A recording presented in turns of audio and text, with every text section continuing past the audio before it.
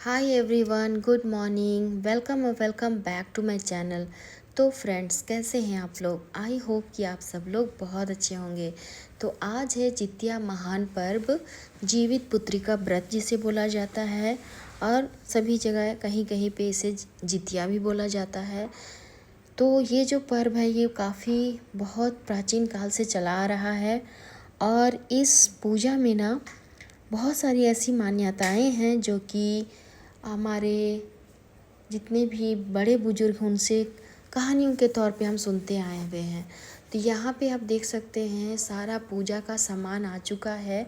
हमारे यहाँ जितिया में ना 8 तरह की दालें चढ़ती हैं, 8 तरह की सब्जियाँ चढ़ती हैं, साथ में प्रसाद में फल वगैरह तो चढ़ता ही है, और पुआ और लावा भी चढ़ता है। तो लावा जो रहता है उसे हल्का सा गुड़ में पाक किया जाता है, और यहाँ पे मैंने खाना बना करके साइड किया हुआ है, और ये चना दाल भिगोया है। मॉर्निंग में कचरी बनाऊंगी इसकी। तो अलग से सारा सामान ऑर्डर कर दिए हैं, हस्बैंड लेकर आए हुए थे, और अभी वो गए हुए हैं पीपल के पेड़ की टहनी लेकर के आने के लिए। और यहाँ मेरी बेटी जो है आप लोगों को हेलो कर रही है और स्टडी भी कर रही है साथ में। सो गाइज़, यहाँ पे आप देख सकते हैं मेरे घर का मंदिर यहाँ सामने है, और इसी मंदिर के सामने मैं अपने सारे पूजा पाठ करती हूँ। और अभी मैं आ गई हूँ अपने ऊपर वाले बेडरूम पे, और अभी मैं पूजा के लिए पूरी तरह से रेडी हो चुकी हूँ। आप लोग देख सकते हैं मेरा आउटफिट आज ये है।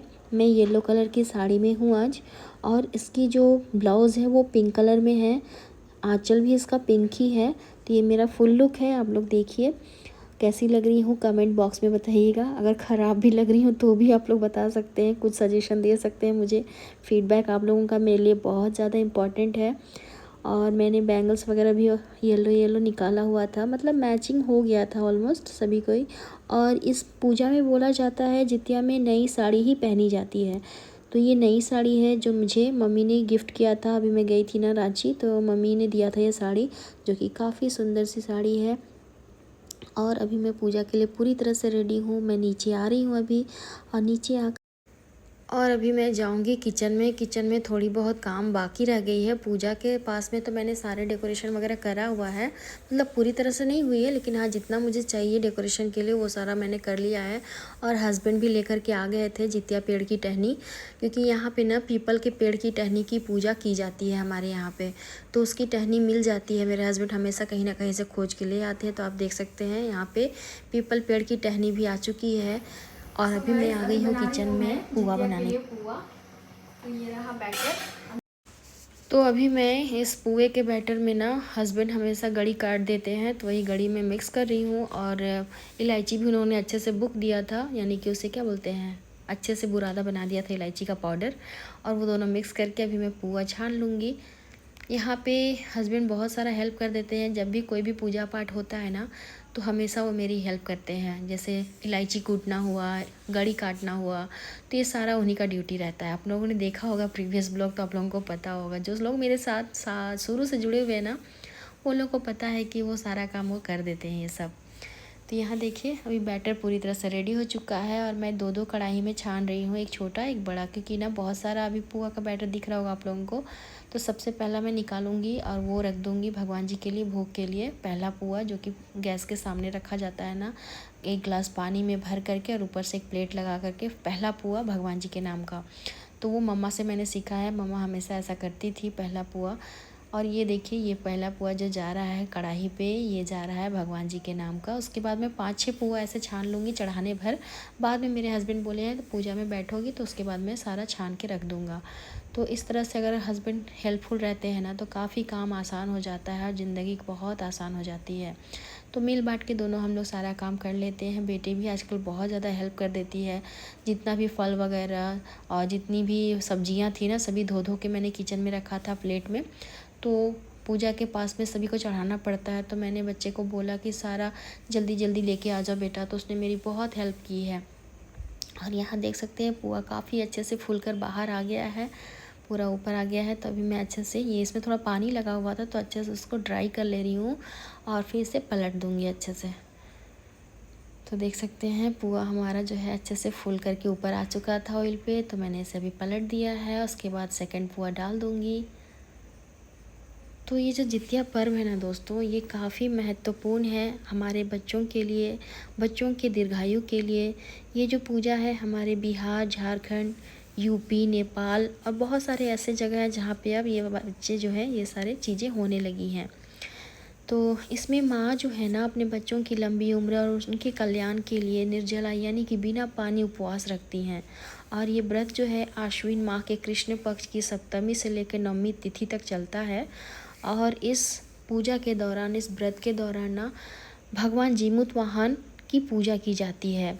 और इसमें ना एक विशेष महत्व है, मिट्टी से चीलों और सियार बनाया जाता है। चील और सियार की कहानी है इसमें। तो उसी बात को ध्यान में रखते हुए सियारिन और चील की प्रतिमा बनाई जाती है मिट्टी की। तो यहाँ पे मेरा पुआ जब रेडी हो चुका था तो मैं ऊपर चली गई थी थोड़ा सा दुपट्टा वगैरह ठीक करने के लिए और थोड़ा टचअप वगैरह कर लिया था, क्योंकि किचन में जाने के बाद ना थोड़ा सा तो स्वेटिंग हो ही जाता है। तो अभी मैं सारा टचअप करके फिर से आ गई हूँ पूजा के पास में और अभी आप लोगों से मिल रही हूँ।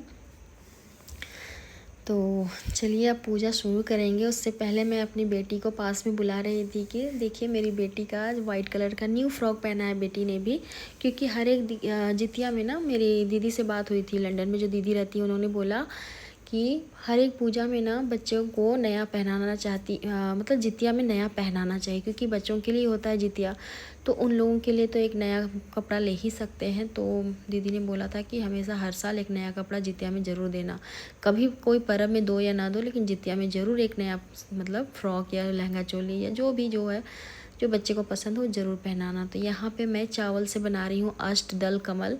यहाँ मैं कलश को स्थापित करूँगी। तो देखिए चावल का लेकर के इस तरह से मैं अष्टदल कमल अभी यहाँ बना ले रही हूँ।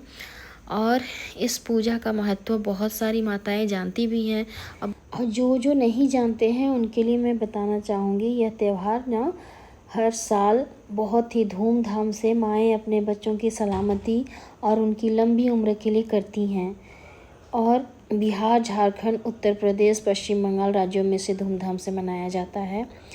जो व्रत का पहला दिन होता है उसे नहाए खाए बोला जाता है। और व्रत के पहले दिन जो है माएँ सूर्योदय से पहले यानी कि सन होने निकलते हैं ना, सूर्योदय भगवान से निकलने से पहले स्नान कर लेती हैं और एक बार भोजन ग्रहण करती हैं।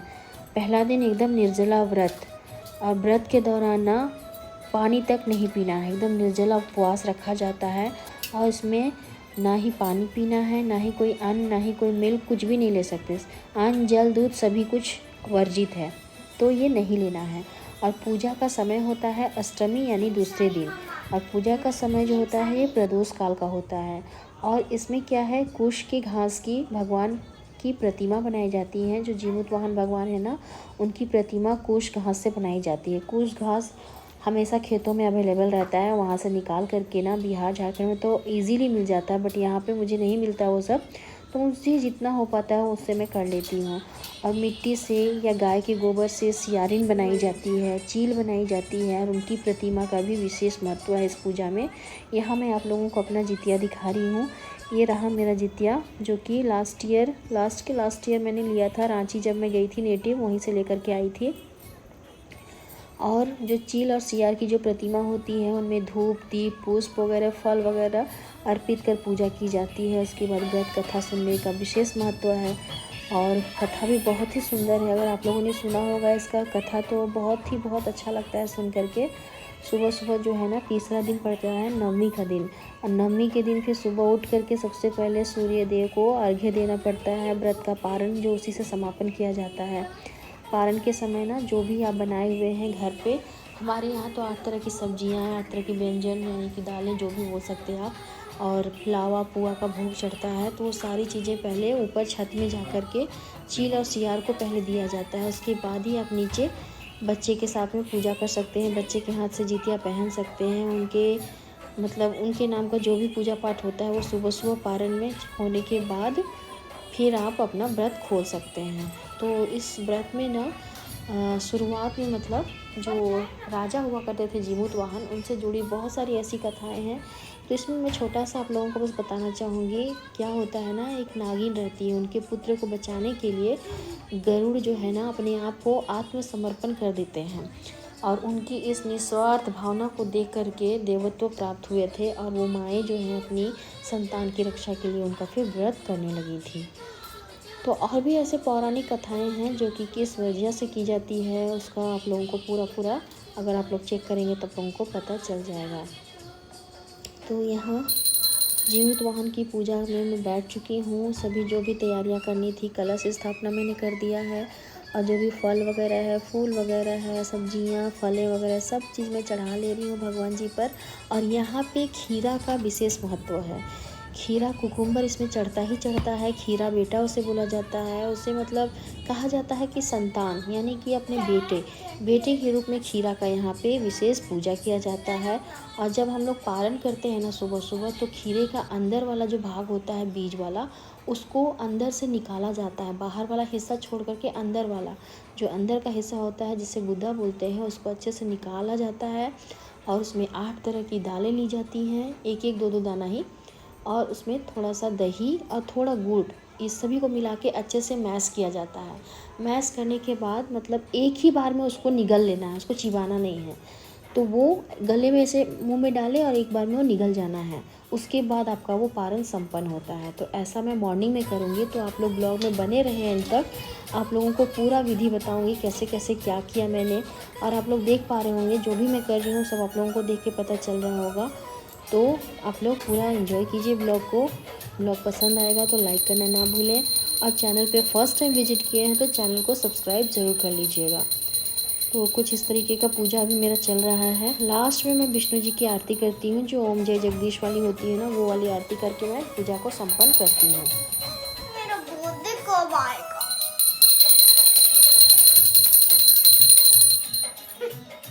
हम लोग दोनों का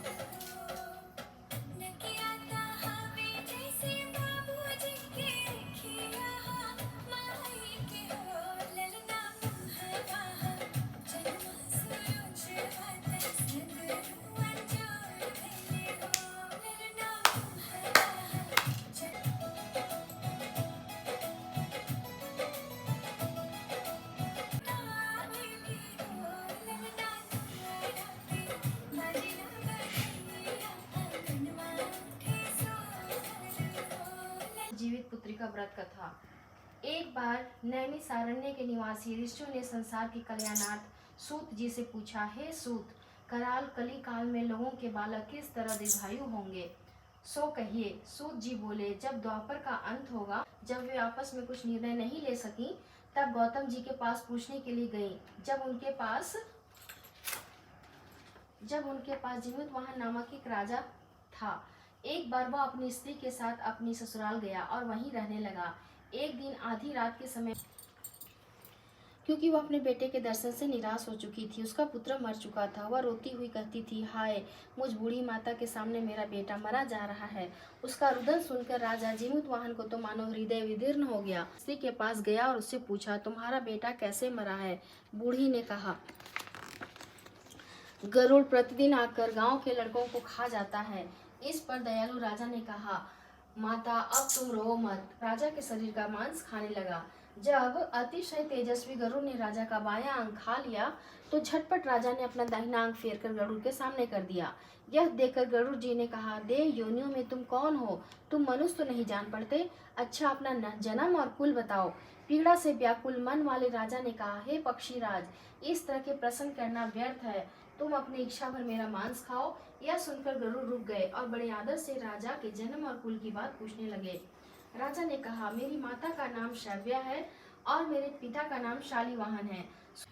मैं राजा भी अपनी पत्नी के साथ अपने नगर को वापस चले आए। धौम्य द्रौपदी से कहते हैं, हे देवी, मैंने यह अतिशय दुर्लभ व्रत तुमको बताया है। इस व्रत को करने से बच्चे दीर्घायु होते हैं। हे देवी, तुम भी पूर्वोक्त विधि से यह व्रत और दुर्गा जी का पूजन करो तो तुम्हें अभिलाषित फल प्राप्त होगा। मुनिराज धौम्य की बात सुनकर द्रौपदी के हृदय में एक प्रकार का कौतूहल उत्पन्न हुआ और पूर्ववासिनी स्त्रियों को बुलाकर उनके साथ यह उत्तम व्रत किया। गौतम ने कहा, हे व्रत और इसके प्रभाव को किसी एक चिल्ली ने सुन लिया और अपनी सखी सियारिन को बताया। इसके बाद पीपल वृक्ष की अछू बहन के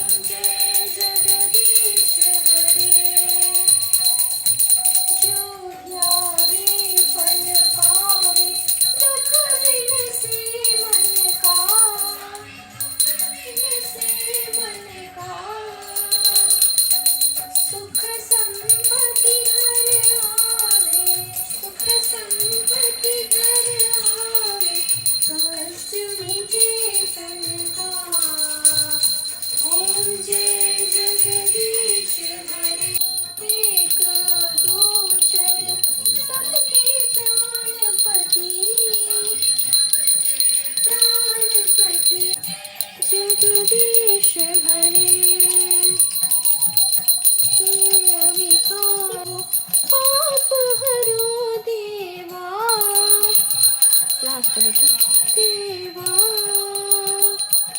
श्रद्धा भक्ति बढ़ाओ, भक्ति बढ़ाओ, संतन की सेवा। ओम जय जगदीश हरे, ओम जय जगदीश हरे। प्रणाम करो।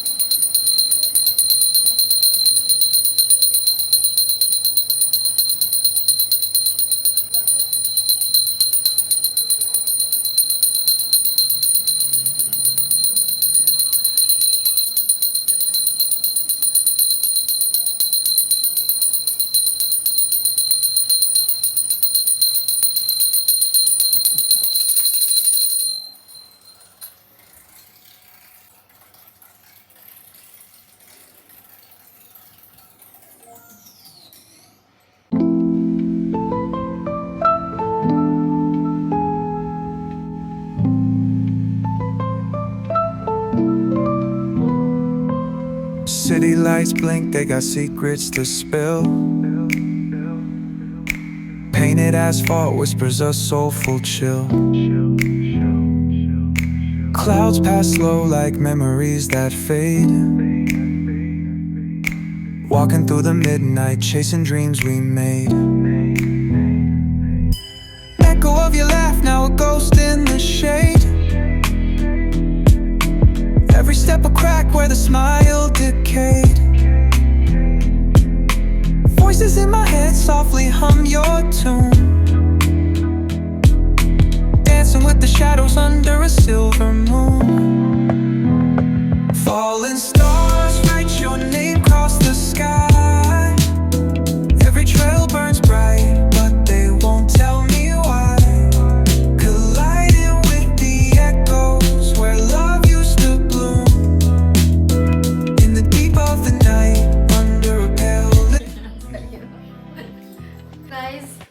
महापर्व की हार्दिक शुभकामनाएं आप सभी लोगों को।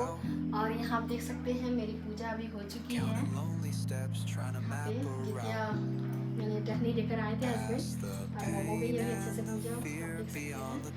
तो आज ये पूरा लुक आप लोग देख सकते हैं। येलो कलर की साड़ी पहनी मैंने, पिंक कलर की ब्लाउज है और वाइट दुपट्टा मैंने इसमें मैच किया है। आप लोगों की जितिया पूजा कैसी रही कमेंट में ज़रूर बताइएगा। और अगर चैनल पर नए हैं तो चैनल को सब्सक्राइब कीजिएगा। ब्लॉग पसंद आए तो ब्लॉग को लाइक करना ना भूलें। In the chest, waves break, still drowning in your name. Every breath I take, falling stars write your name across the sky. Every trail burns bright, but they won't tell me why. So guys, ये है नवमी यानी कि पारण वाला दिन। तो मैं morning उठ गई हूँ और हस्बैंड भी उठ गए हैं, और सारी जितनी भी सब्जियां थी सभी को काट करके मुझे देते गए और मैं सारे छौंकते चली गई। यहाँ देख सकते हैं 8 तरह की दाल बन के रेडी है, पालक साग भी बन रहा है और यहाँ चना दाल कचरी की भी तैयारी हो रही है। तो साथ में देख सकते हैं यहाँ हस्बैंड पूरी तरह से लगे हुए हैं कटिंग चॉपिंग में। तो अभी ऊपर जाने के लिए ना चील और सियार के लिए दत्तून और वो क्या बोलते हैं वो पत्ता वो लेकर आ गए हैं उन लोग को खाना दाना पानी देने के लिए। तो यहाँ देखिए पालक का साग रेडी हो रहा है। बहुत ही सुंदर से पालक का साग एकदम फ्रेश आया हुआ था, तो वो अभी बना रही हूँ। और भुजिया भी बनाया है। भुजिया में क्या क्या लेकर थे, भुजिया में था खेक्सा, परवल, कुंदरी, भिंडी, ऐसे ही कुछ था, 4-5 तरह का था, इसमें एक साथ मिक्स करके बनाया हुआ था। तो यहाँ पे देख सकते हैं चना दाल की कचरी जो है अभी मैंने पीस लिया है और भुजिया को भी किनारे रखा हुआ है। यहाँ पे मिक्स वेज भी बनाया जिसमें कि बैंगन है, मूली है, आलू है, मटर है और कुछ सीम है, ऐसे मिक्स करके। तो यहाँ कचरी भी रेडी हो जा रहा है। तो 8 तरह की सब्जियाँ, 8 तरह की दालें और साथ में कचरी, मड़ुआ आटा की रोटी, ये सब हमारे यहाँ चलता है। तो ये कचरी जो है चना दाल वाली, ये तो सबसे मतलब इम्पॉर्टेंट है। ये इसके बिना तो पारण हो ही नहीं सकता है। तो चना दाल कचरी चाय के साथ भी बहुत अच्छा लगता है। बट एक यहाँ पे सारी जितनी भी खाना बन रही है इसमें सभी को पारण में चील और सियार को पहले ऊपर छत में देने जाऊंगी। तो आप लोग ब्लॉग को पूरा देखिएगा तो समझ में आएगा। यहाँ पे कचरी बन गया है और मैं निकाल रही हूँ मड़ुआ आटा का रोटी। और इससे मैं ना अभी समय नहीं था, जल्दी कर रही थी क्योंकि बेटी को स्कूल भी जाना था, उसको स्कूल भी है, एग्ज़ाम भी चल रहे हैं उसके। तो मैं मड़ुआ आटा को चाड़ के नहीं बना रही हूँ, घोल के बना रही हूँ। फर्स्ट टाइम मैं ऐसा ट्राई कर रही हूँ, पहले कभी ऐसा ट्राई नहीं की। और मैं कभी भी बनाती हूँ ना तो गर्म पानी अच्छे से खौला लेती हूँ कढ़ाई पे और चाड़ के अच्छे से मल के रोटी बनाती हूँ। बट फर्स्ट टाइम मैं ऐसे घोल के बना रही हूँ। इधर कचरी भी अलट पलट करके मैं निकाल ले रही हूँ ताकि ये जले नहीं, और उधर रोटी भी बना लूँगी और फिर सारा कुछ निकाल करके सबसे पहले चील और सियार को खाना दे आऊँगी।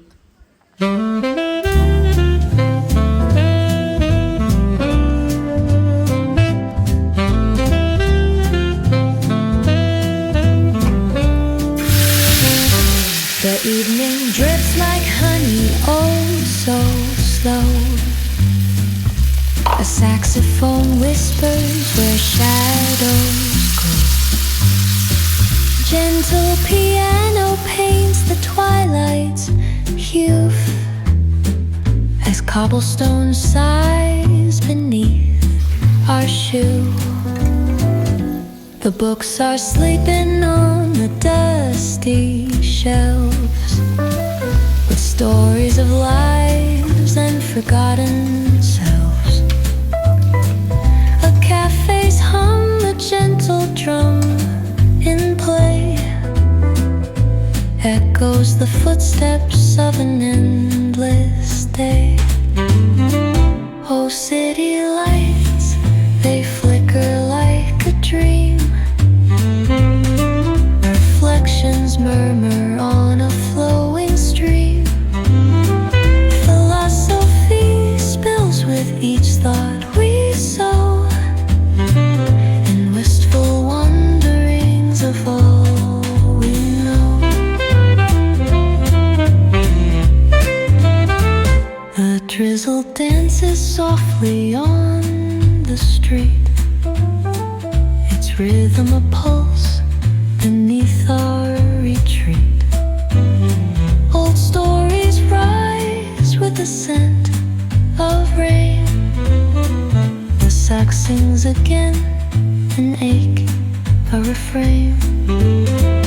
Oh, isn't life a fleeting kind of art? The tender kind that lingers in the heart. A whispered question hangs dearest muse, with answers wrapped in the city's blues. Oh, city lights, they flicker like a dream. Reflections murmur on a flowing stream. Philosophy spills with each thought we sow. And wistful wanderings of all we know.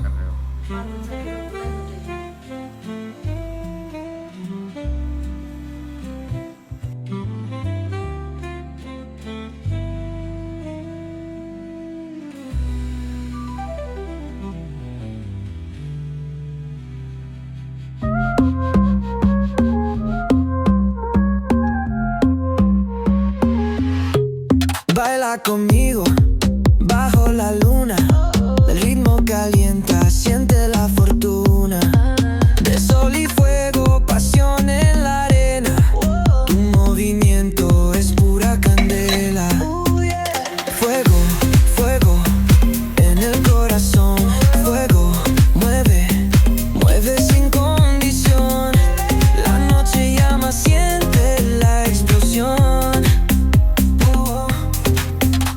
Fuego, fuego, nuestra canción. Sun-kissed bodies dancing in the glow. Heat of the summer, letting it go. From the player to the disco lights, we keep it moving all through the night. Fuego, fuego en el corazón. Fuego, mueve, bebe sin condición. La noche llama, siente la explosión. Fuego, fuego. So guys, ये रही पारण की थाली प्रसाद, यानी कि जितिया का पारण प्रसाद बोल सकते हैं आप। तो अभी ये थाली रेडी हो चुकी है, तो अभी चलिए हम लोग भी खा लेते हैं प्रसाद। और आप लोगों की जितिया कैसी रही बताइएगा कमेंट करके। मिलती हूँ नए ब्लॉग में, तब तक के लिए आप लोग अपना खूब सारा ख्याल रखें। Bye bye guys, take care.